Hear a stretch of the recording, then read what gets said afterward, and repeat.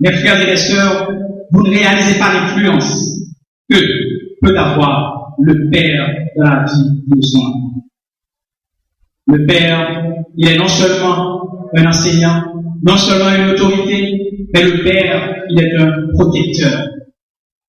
Dans l'Antiquité, grâce à sa force physique, le père protégeait ses enfants, protégeait sa famille contre les agressions extérieures. L'homme du XXIe siècle sera de plus en plus appelé à assurer, en plus, une sécurité émotive, non seulement pour ses enfants, mais aussi pour sa femme. Et c'est d'ailleurs l'une des responsabilités, l'une des principales demandes de la femme moderne, la sécurité, la protection. Papa, les enfants ont besoin d'être protégés des mauvaises influences, protégés des mauvaises fréquentations, des fréquentations susceptibles de nuire à leur épanouissement. Vous ne pouvez pas être l'autorité de votre famille si vous ne protégez pas vos enfants. Tout comme le Père Céleste vous protège, vous avez pour devoir, vous avez pour responsabilité, père de famille, de protéger vos enfants. Et les enfants doivent sentir cette protection. Tout comme nous disons, Dieu est pour nous un refuge, nos enfants doivent pouvoir dire aussi, mon papa est mon refuge et mon appui, un secours qui ne manque jamais dans la détresse. Le père de famille, dans son rôle de protecteur, doit prendre soin de sa famille. C'est d'ailleurs l'une des raisons qui me porte toujours à conseiller aux jeunes hommes qui ont l'intention de prendre une femme, de se préparer professionnellement d'abord. Car vous devez prendre soin de votre femme et de vos enfants. C'est Paul qui dit en 1 Timothée chapitre 5, verset 8, si quelqu'un n'a pas soin des siens, et principalement de ceux de sa famille, il a renié la foi et il est pire qu'un infidèle. La présence du Père auprès de son enfant, mes frères et mes sœurs, doit pouvoir le rassurer. Lorsque nous allons en présence de notre Père Céleste, ne nous sentons-nous pas rassurés? Ça doit être la même chose pour nos enfants. Non seulement le Père est un enseignant, un leader d'autorité, un protecteur, mais il est aussi celui qui partage avec son enfant la chose la plus importante au monde. Et là, j'aimerais vous poser des questions. Qui peut me dire ici ce matin la chose la plus importante au monde? Qui peut me dire ça? Mais laissez-moi partager avec vous la chose la plus importante. La chose la plus importante au monde, c'est de se rappeler que la chose la plus importante doit demeurer la chose la plus importante. La chose la plus importante au monde, c'est de se rappeler que la chose la plus importante doit demeurer la chose la plus importante. Alors pour nous, papa, pour un père de famille, c'est quoi cette chose qui doit demeurer la chose la plus importante? Toujours. Vous savez, dans le monde occidental, moderne, on dit que la chose la plus importante, c'est le bonheur. Être heureux. Tout le monde cherche le bonheur. Tout le monde cherche à être heureux. Mais la Bible ne le dit pas. Beaucoup de parents le pensent aussi. Moi aussi. Parce que nous disons, pourvu que nos enfants soient heureux. Vous savez, cette philosophie est moderne.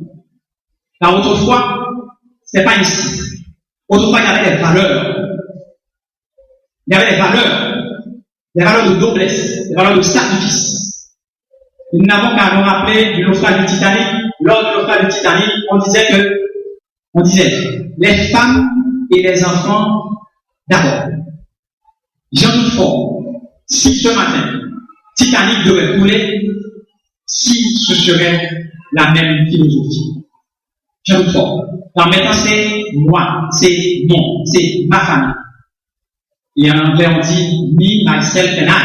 C'est comme ça. Beaucoup de pères chrétiens, beaucoup de parents chrétiens se laissent mener par cette philosophie. Le bonheur des enfants. Je n'ai rien contre le bonheur des enfants. Je n'ai rien. Je vous dis, moi aussi, je cherche le bonheur des enfants, de mes enfants, tout le monde. Mais sachez que nos pensées ne sont pas les pensées de Dieu. Si pour nous le bonheur c'est la chose la plus importante, pour Dieu, ce n'est pas la chose la plus importante. L'important pour Dieu, c'est de chercher à le glorifier. Et donc, la chose la plus importante pour nous, c'est de porter nos enfants à glorifier Dieu toujours.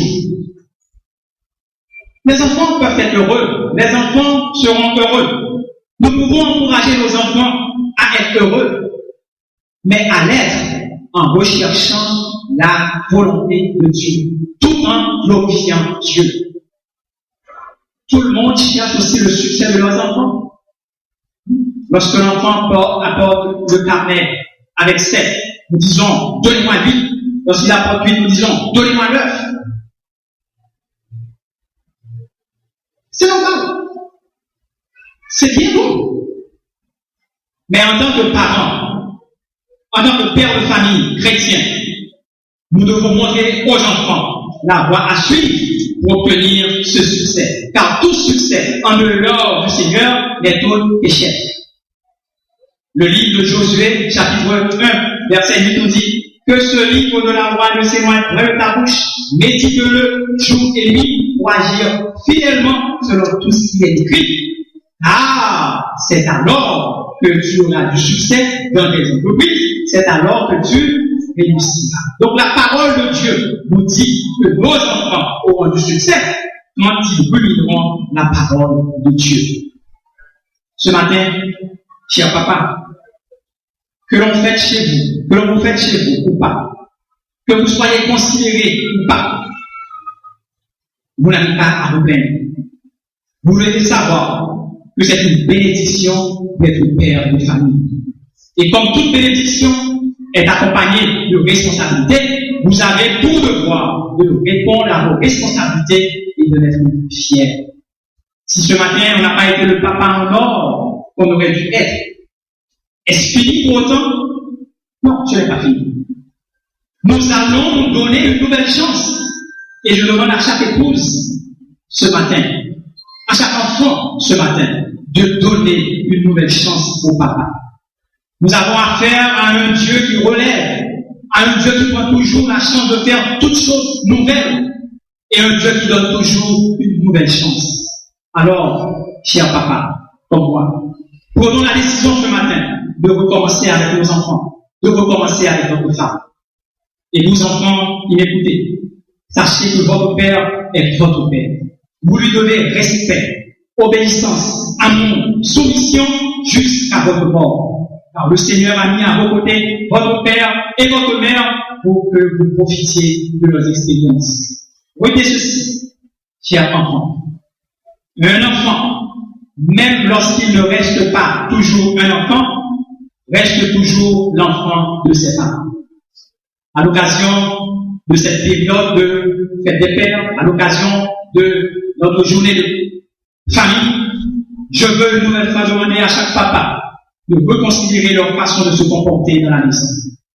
Agissez tel qu'à la fin de vos jours, on dise au moins que vous avez été un père enseignant, un père protecteur, un père qui avait poussé ses enfants à chercher à faire la volonté du Seigneur. Mais pour chaque papa ce matin, c'est que vous soyez les pères dont vos enfants sont fiers et dont votre épouse heureuse. Puisse le Seigneur dans ses compassions nous aider, nous papas, à accomplir dignement et chrétiennement notre rôle, nous aider à devenir ces pères et pourquoi pas ces mères dans l'église, dans le foyer, dans notre société ont tant besoin. Et notre foi ainsi que chaque jour.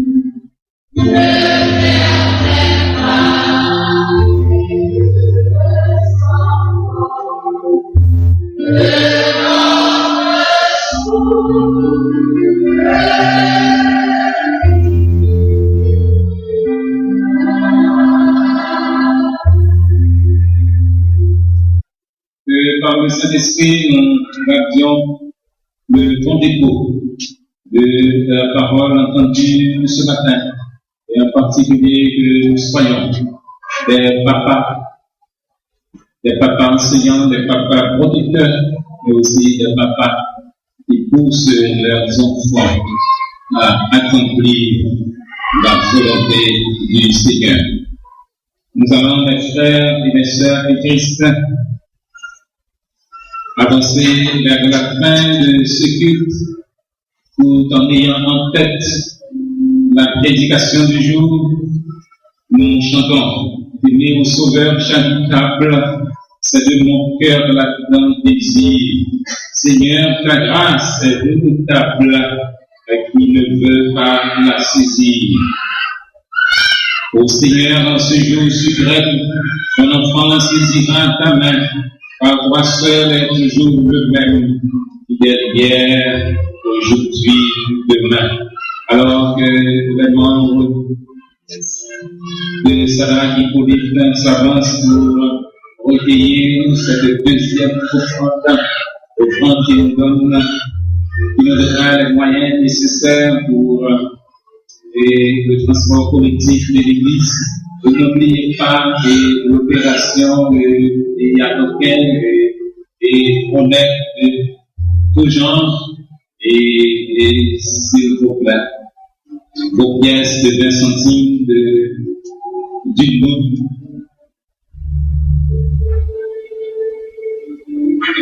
Merci. Et aussi vos 10 gouttes chiffrées, vos 20 gouttes chiffrées. Et puis c'est ça qui pas bon, ou bien on va enseigner ensemble avec les côté, non, bien moyen pour que nous capable et utilité, s'il vous plaît, pour que nous ayons ce moyen nécessaire. 95 sur l'espérance étudiante française correspondant au 75 sur les ailes de la foi et pratique populaire de numéro 212. Thank